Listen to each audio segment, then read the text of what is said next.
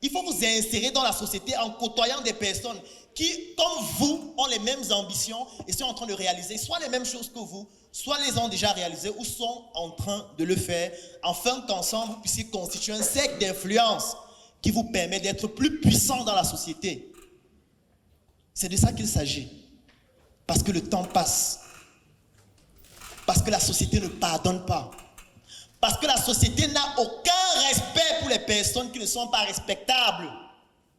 Et pour être respectable dans la société, il faut s'imposer avec autorité, il faut s'imposer sur le plan intellectuel, il faut s'imposer sur le plan économique et sur le plan financier.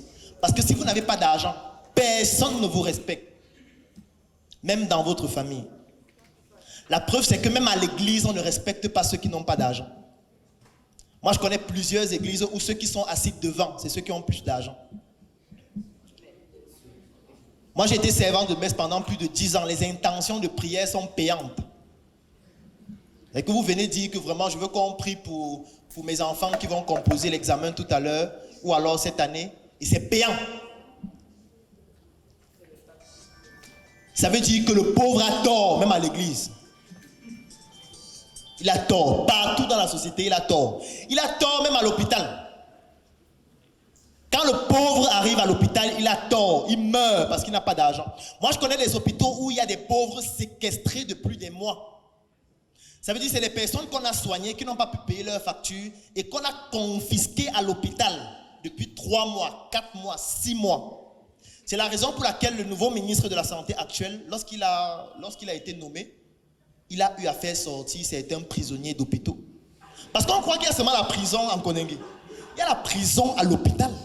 Les pauvres sont enchaînés mentalement, psychologiquement, parce que n'ayant pas d'argent. Et comment dans une société qui a une répression aussi violente vis-à-vis des personnes qui n'ont pas de moyens financiers, vous pouvez vous permettre de parler de l'argent en riant? Le débat et le sujet sur l'argent ne doit pas être amusant. Ça veut dire qu'on parle de l'argent, ça doit être avec beaucoup de sérieux. Parce que si vous n'avez pas d'argent, vous risquez d'être le prochain encerclé à l'hôpital. Votre enfant risque de décéder parce que voilà, vous n'avez pas eu les moyens pour payer pour qu'il soit dans une couveuse. Je tiens à vous préciser que dans une ville comme Yaoundé, dans tous les hôpitaux publics, privés et confessionnels, il y a moins de 100 couveuses. C'est que si votre enfant c'est le 101e et qu'en plus vous n'avez pas d'argent, il va mourir devant vos yeux. Et personne n'aura d'émotion vis-à-vis de sa mort. Parce que ces personnes voient les gens mourir à longueur de journée. Et ce n'est plus un événement. Moi, je me rappelle une fois, j'étais dans un hôpital que je suis obligé de ne pas citer. Et nous étions de garde. Il était 3h du matin. L'équipe médicale était déjà fatiguée, couchée dans la salle de garde. Et une femme vient. Elle crie, docteur, il y a une femme qui est morte aux urgences. On dit, est-ce que c'est une urgence alors? Laisse-nous dormir. Est-ce qu'on soigne la mort? Si elle est morte, mettez un drap blanc sur elle, le matin on va la porter. On n'a pas de respect même vis-à-vis du mort pauvre. Parce que le mort pauvre est différent du mort riche. C'est pour ça qu'il y a le mot mort et le mot décédé. Quand un pauvre meurt, on dit qu'il est mort. Quand un riche meurt, on dit qu'il est décédé. Quand un pauvre meurt, on parle du deuil. Quand un riche meurt, on parle des obsèques, la célébration de vie. Ça veut dire que même dans la mort, vous n'avez pas d'honneur quand vous êtes pauvre. On vous oublie. Peut-être on va même vous enterrer dans un endroit où on ne pourra même plus identifier où vous étiez.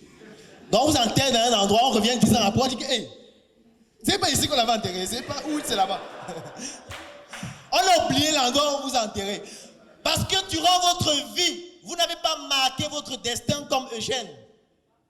Pour que nous soyons là aujourd'hui en train de faire une conférence pour lui rendre hommage. Est-ce que vous aussi, quand vous allez partir, on va vous rendre hommage de cette façon? Questionnez-vous dessus. C'est aussi ça l'insertion socio-professionnelle, c'est-à-dire quel est le rôle que vous avez eu dans la société dans laquelle vous étiez? Est-ce que ce rôle mérite qu'on vous donne des hommages après votre départ? Ou alors on va vous oublier comme la plupart des autres? C'est la question que vous devez avoir, c'est la problématique qui doit être la vôtre et c'est la raison pour laquelle, pendant ces près de 2 heures de temps, j'ai partagé avec vous mes minuscules connaissances. Je vous remercie.